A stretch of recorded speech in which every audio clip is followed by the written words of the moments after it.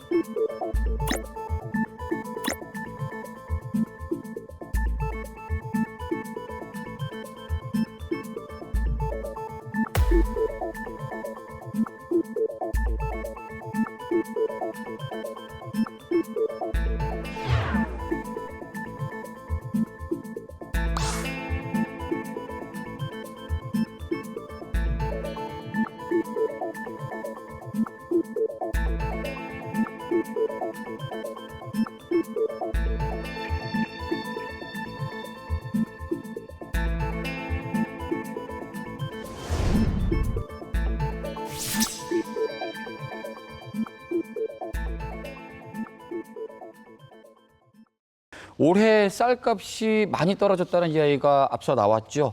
이 원인을 좀 짚어봤으면 좋겠는데 두 분께 여쭤볼 텐데 먼저 직접 농사를 짓고 계시니까 회장님의 원인 진단부터 들어볼까요? 첫째, 정부의 안내한대처럼 수급 불균형이 가장 큰 원인이 아닌가 그렇게 생각합니다. 소비가 너무 줄었습니다. 작년도 양곡관리법 개정안 거부권 행사할 때 농민들은 편한 벼농사를 많이 짓는다는 말이 있었는데 실제 통계로 보면은 2009년도에 484만 톤 생산되던 쌀이 2023년도에는 370만 톤이죠. 로 그렇게 많이 20% 이상 줄었고 재배 면적도 92만 헥타르에서 70만 헥타르로 줄었습니다. 이렇게 줄었는데 소비가 너무 부진하다 보니까 쌀이 공급 과잉이 되었죠. 정부는 일관된 수급 조절 정책을 펼쳐야 근본적인 쌀값 안정을 도모할 수 있다고 그렇게 생각을 합니다. 정부가 쌀 농가에 대한 여러 가지 예상을 했는데 그 부분이 틀렸고 그러다 보니 그에 따른 대책도 틀어졌다. 예, 정부의 대처 부족이라는 지적을 해주셨거든요. 네. 이분께서 어떻게 보고 계실까요? 말씀하신 거 전적으로 다 맞는 얘기고요. 정리하자면 이거죠. 정부는 생산량을 예측하고 거기에 소비량을 예측해서 빼면 나머지가 이게 얼마나 초과되는지를 확인할 수 있는 건데 여기서 소비량 예측이 전적으로 틀린 거예요. 그러면 초과된 생산량이 굉장히 많은데 그러다 보니 정부가 초과 생산량에 대한 예측도 틀렸고 제때 이 물량에 대해서 대응을 못하고 이러니까 쌀값이 떨어지는 건데요. 제가 한번 살펴봤어요. 이 370만 톤을 한 해에 생산하면 정부가 통상적으로 한 13.8% 정도를 공공비축미로 매입을 합니다. 그런데 이번에 정부는 40만 톤을 매입했죠. 10%가량을 매입을 한 거예요. 정부는 정부가 정상적으로 매입해야 할 양을 하지 않은 거고 민간에서는 쌀값이 계속 떨어지니까 빨리빨리 처분을 한 거고 이 중간 섹터에서 이 부담을 다 지고 있는 건데 쌀값은 떨어질 대로 떨어진 거고요. 정부는 원래 이것을 공공비축미로 매입을 하면 주로 어디다 쓰냐 하면 군, 관 이쪽에서 쓰는 거, 그다음에 복지용, 그다음에 가공용 이렇게 쓰여져야 되는데 요 쌀을 쓸 수 있는 양을 일단 굉장히 적게 매입을 한 거죠. 통상적인 기준으로 봤을 때 23년도는 좀 적게 매입한 상황입니다. 그리고 이게 아마 시청자들 입장에서 이런 생각을 하실 수가 있을 것 같아요. 아니 그러면 쌀 생산 자체를 좀 줄이면 안 되냐. 그렇죠. 쌀 말고 네. 이 다른 품목으로 좀 바꾸면 될 거고 정부도 이걸 좀 유인하도록 하면 안 되냐. 이 생각을 기본적으로 많이 할 것 같거든요. 근데 이런 문제가 있습니다. 쌀 농사 말고 다른 농사로 그러면 전환할 수 있냐라고 했을 때 이 농가가 고령화된 문제가 또 한 몫을 차지하고 있습니다.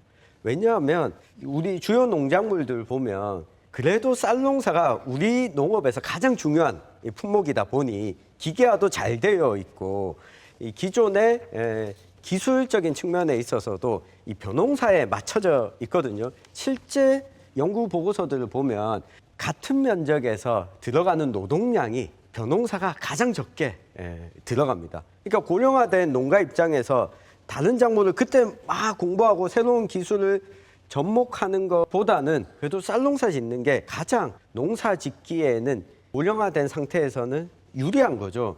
그러다 보니까 직불금이 다른 작물도 좀 확대가 됐다지만 직불금도 역시나 쌀이 가장 많은 상황이라서 농가가 다른 작물로 전환하기에는 현재까지는 좀 어려운 구조적인 문제도 이 정부가 좀 해결해야 되는 것도 있어 보입니다. 전적으로 맞는 말씀이고요. 실제로 쌀을 생산하는 면적은 점점점 줄어요. 한 해 한 1.9%씩 준다고 얘기를 하는데 농가도 줄고 면적도 주는데 생산량이 그렇게 많이 줄지는 않아요. 그거는 기술도 굉장히 우리나라가 뛰어나고 기계화도 굉장히 잘 되어 있고 그리고 전적으로 다른 작목으로 전환을 하고 싶어도 우리 사회가 안고 있는 고질적인 문제 중에 하나는 고령농들이 굉장히 많거든요. 근데 이 고령농을 사회복지 체제에서 이분들을 다 안아서 케어할 수 있으면 아무 문제가 없는데 이분들을 사회복지에서 안아주지 못한 상황에서는 이분들은 어쨌거나 그래도 쌀농사라도 지어야 노후를 영위해 갈 수 있다는 문제가 있는 거죠. 자연스럽게 이 정책에 대한 이야기가 나왔어요. 결국에는 정부가 예상이 실패했고 그에 따라서 대처와 대책도 실패했다. 정책의 실패다라고 얘기를 하는데 그래도 대한민국 정부에서는 이 수급 안정을 위한 여러 가지 정책을 펴고 있습니다. 네. 그 이야기를 듣고 그것에 대한 문제점도 따져보기로 하죠. 전영규 기자. 네, 뭐 가장 대표적인 정책이 앞서 잠깐 이야기에 나왔던 직불금입니다. 농사를 짓는 농민에게 그 면적당 직접적으로 돈을 지불해주는 제도인데요. 흔히 뭐 이야기하는 가격에다가 보조해주는 정책 대신에 왜 직불금을 하냐라고 하면 농업이 이 국가 안보를 위해서도 필수적이다. 그렇기 때문에 농사를 짓는 농민들의 이 공익적인 기능을 갖고 있다. 그리고 농가 소득을 직접적으로 좀 보전해 주는 게 필요하다라고 해서 이 직불금을 시행하고 있는데 뭐 소농에게 기본적으로 지급하는 이 공익형 직불금도 있고 쌀값과 관계없이 면적당 지급하는 직불금도 있고 그리고 친환경 이 벼농사를 지으면 또 친환경 직불금도 있고 뭐 제도들은 좀 세부적으로는 다양하게 있지만 우리나라는 이 직불금을 좀 늘려나가는 추세에는 있습니다. 그리고 또 한 가지가 공공비축미죠. 정부가 직접 이 쌀을 매입해주는 공공비축미 정책이 있는데 21년까지는 이 35만 톤 내외 정도를 비축을 했는데 22년에 45만 톤 그리고 23년에 40만 톤 올해 다시 45만 톤까지 늘리겠다라고 하고는 있습니다. 근데 결국은 이 공공비축미를 매입하는 가격에 있어서 농민들의 생각과 그리고 정부의 이 정책 간에 사실 뭐 충돌이 나는 부분이 있어서 농민들 입장에서는 정부가 비축미를 매입할 거면 농민들의 적정한 가격을 좀 보장해 준 가운데 매입을 해달라 요구를 하고 있는 상황입니다. 자연스럽게 연결이 양곡관리법으로 이어지게 될 것 같습니다. 네.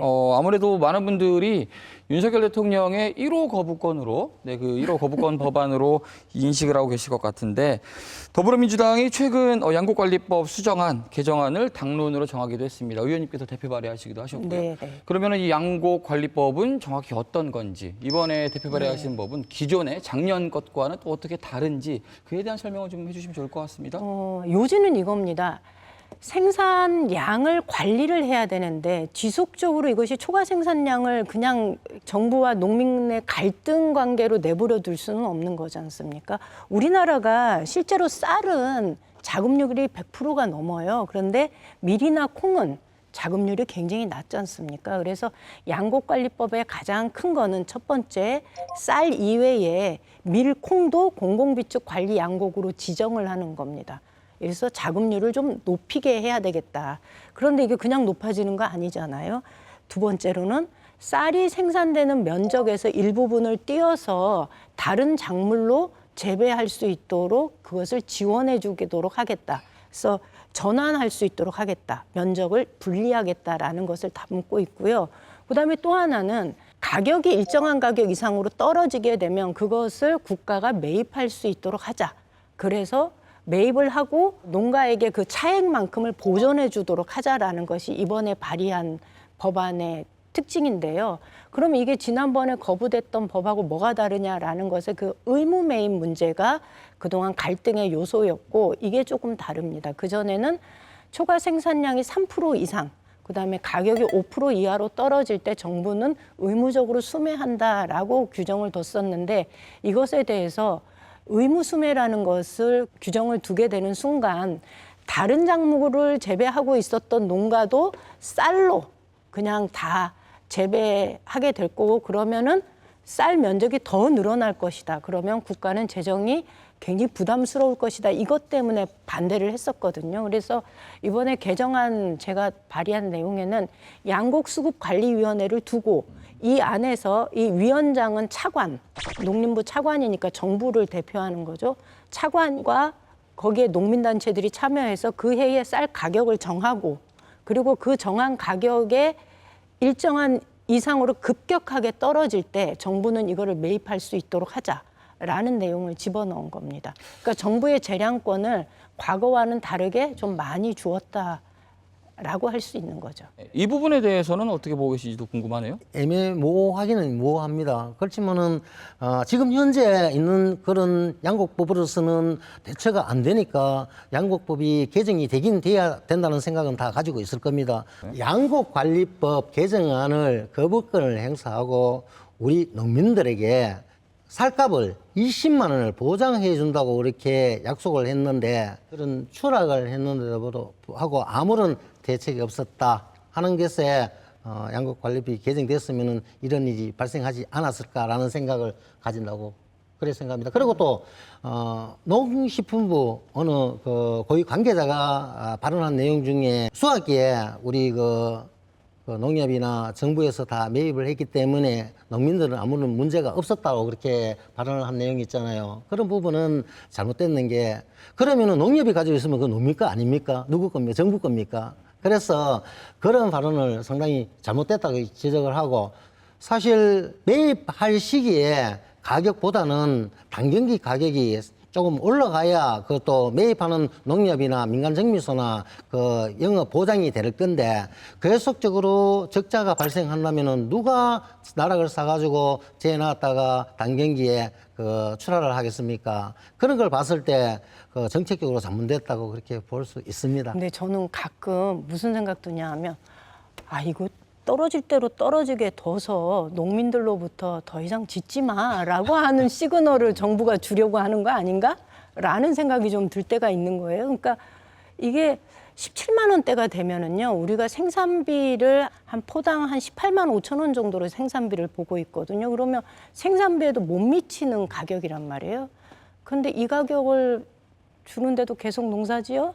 그러니 적당하게 짓지 마라고 하는 게 무언의 시그널이 아닐까라는 생각을 좀 한편으로는 하고요. 그렇기 때문에 저는 올해 말이 가기 전에, 내년이 오기 전에 저는 양곡관리법은 꼭 통과가 되어야 된다. 그래야 내년에 농사 짓기 전에 어떤 농사를 지을까 결정하기 전에 이 법이 내년 작목을 선택하는데 기준이 될 수 있다라는 생각을 하거든요. 그 의원님은 일부러 정부가 좀 이렇게 벼농사를 짓지 않도록 내버려 두는 것 아닌가라고 의구심도 든다고 했는데 실제 그러니까 20대, 30대 그러니까 벼농사를 짓는 걸 옆에서 못 본 세대 게다가 이 주식이 거의 쌀이 아닌 다른 걸로 밥을 대신하는 세대 입장에서 보기에 안 그래도 써야 될 돈이 많은데 그리고 정부가 농업도 새로운 신산업으로 뭐 스마트팜도 해야 되고 새로운 산업도 육성해야 되는데 쌀 매입하는데 저만큼 돈을 쓰면 딴 데는 어떻게 돈을 쓸 수 있냐 이렇게 의구심을 가지고 계신 분들도 많거든요. 근데 이렇게 우리가 한번 생각을 해보면 어떨까요? 코로나가 발생했을 때 우리 그런 걱정을 했어요. 코로나 이게 한 번으로 끝나지는 않을 거다. 아마 자주 이런 국가적 재난, 전 세계적인 재난이 발생할 거다. 그런데 그때 어떤 일이 있었냐면요. 모든 물류가 멈춘 거예요. 그러면 물류가 멈춘 상황에서 쌀이 없으면 다른 사람들은 수입해 오면 되잖아라고 얘기하는데 이제 수입도 할 수 없는 상황이 벌어질 수 있다는 거죠. 그런 측면에서 저는 쌀이 다른 무나 배추도 물론 중요하지만 똑같이 취급되어서는 안 된다라는 얘기를 좀 드리고 싶고요. 왜 우리 국민들이 보험 가입을 합니까? 사고에 대비해서 보험 가입을 하잖아요. 그런 식으로 우리 정부도 뭐 식량 안보를 위해서라도 거기에 들어가는 그런 세금에 대해서는 혈세 낭비라든지 이런 말은 좀 자제하고 안 했으면 좋겠습니다. 덧붙이자면 아까 말씀드린 코로나도 그렇지만 실제로 러시아하고 우크라이나 전쟁이 났을 때 우크라이나가 세계의 곡창지대라고 이렇게 얘기하잖아요. 많은 부분을 수입을 해왔었고 근데 수입이 전면 중단이 된 거예요. 저희는 언제 이런 일을 또 겪을지 모른다는 거죠. 공공비축미라는 게 그런 개념에서 좀 접근을 해야 된다. 군인들한테 먹이고 복지용 쌀로 나가고 이러는 것들을 정부가 이런 정도는 감당을 해줘야 되는 거거든요. 그러니 이제 다른 장목하고 똑같이 안 봤으면 좋겠다라는 얘기를 저는 좀 추가로 드리고 싶어요.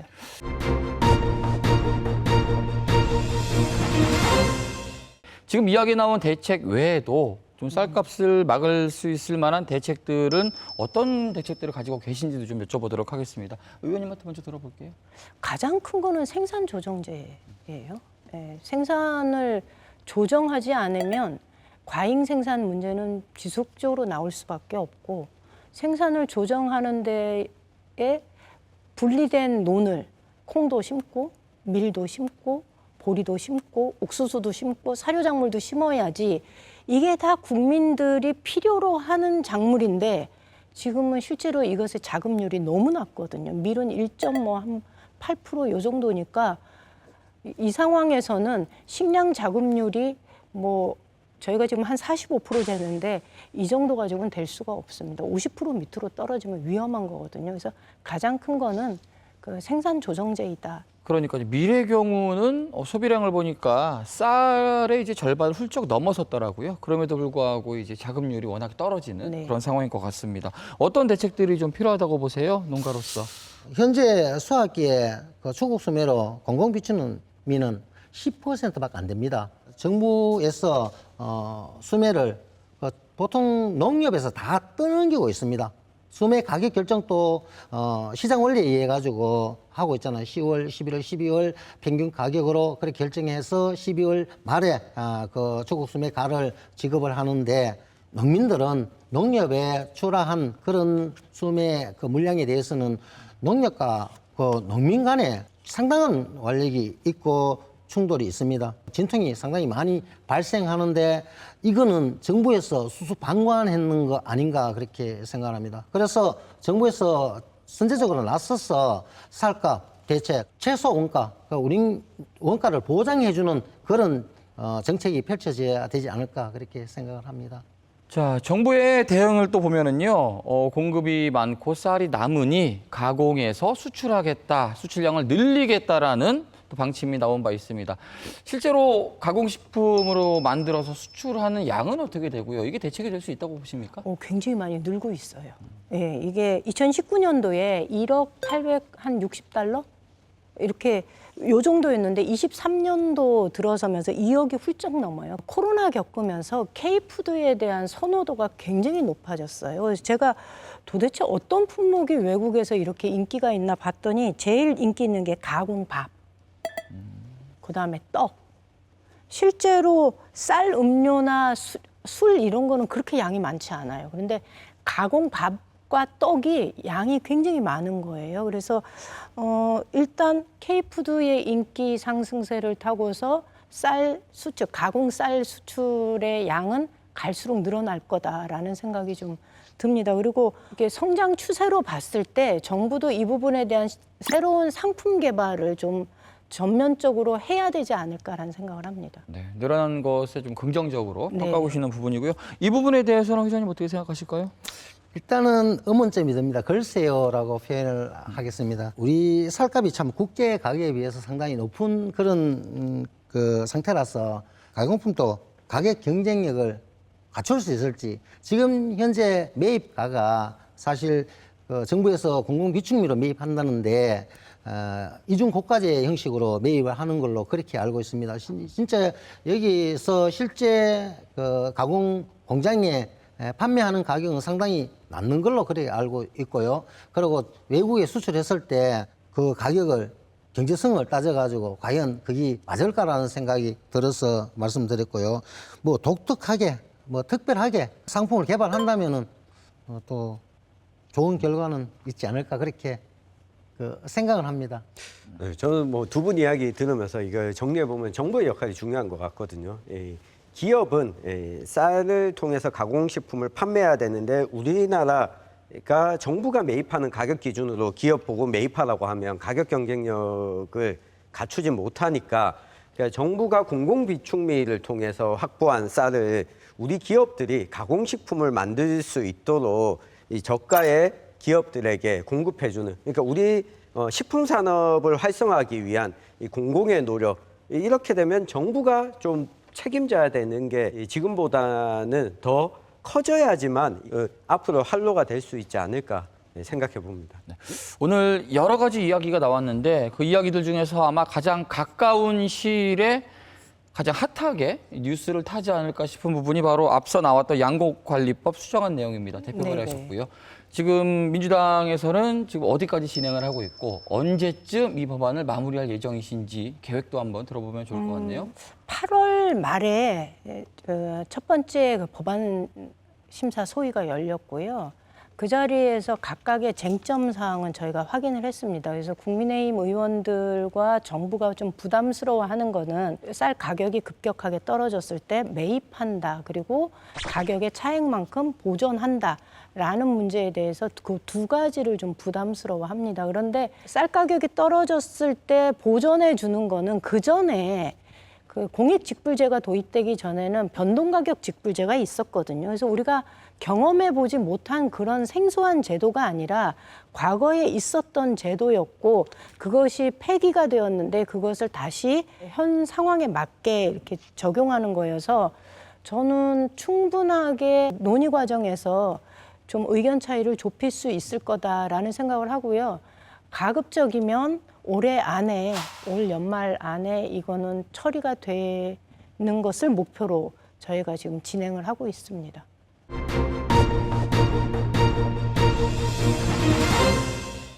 자, 오늘은 쌀 관련 여러 가지 지점에 대한 이야기를 나눠봤습니다. 마지막으로 정리의 말씀 듣고 오늘 시사날 마무리하도록 하겠습니다. 먼저 회장님이 이야기를 들어보도록 하죠. 예.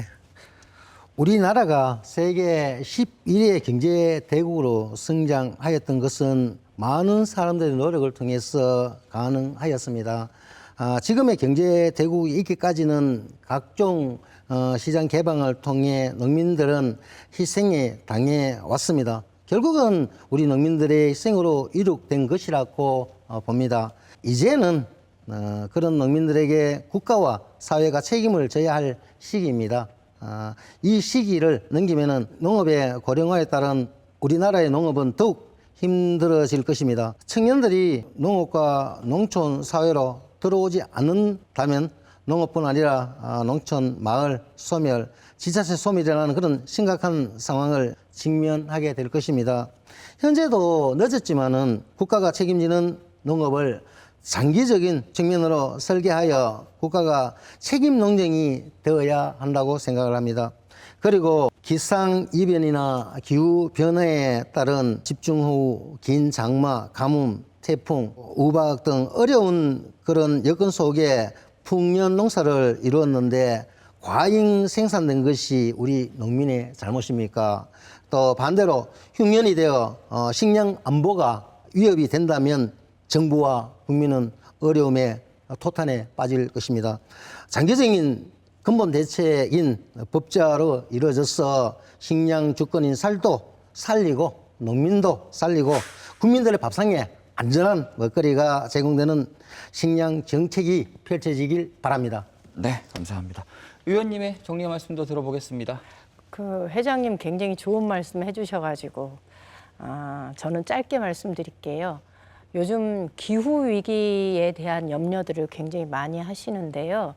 기후 위기는 식량 위기로 연결이 됩니다. 그래서 식량의 문제를 다른 산업과 똑같이 취급해서는 안 된다는 말씀을 꼭 드리고 싶습니다. 이 식량 산업은 국가가 지켜야 할 정말 최후의 보루이다. 이렇게 바라보신다면 지금 농민들이 겪고 있는 쌀값 문제가 결국 농민들만의 문제가 아니라 대한민국 국민들의 문제다라고 바라봐 주시면 좋겠습니다. 네, 잘 들었습니다. 최능길 기자. 네, 저는 임미애 의원님과 반대로 식량 문제를 다른 산업과 똑같이 좀 취급해달라 이야기를 드리고 싶습니다. 그러니까 정부가 종종 이런 이야기를 합니다. 한국전력이 적자가 났다. 그래서 전기요금을 올려야 된다. 한국전력이 이러다가 무너지면 우리 경제가 어려워진다. 정부가 자금을 더 투자해야 된다고 이야기를 합니다. 근데 전력도 전기도 생산하고 다 쓰는 게 아니라 못 쓰면 그냥 버립니다.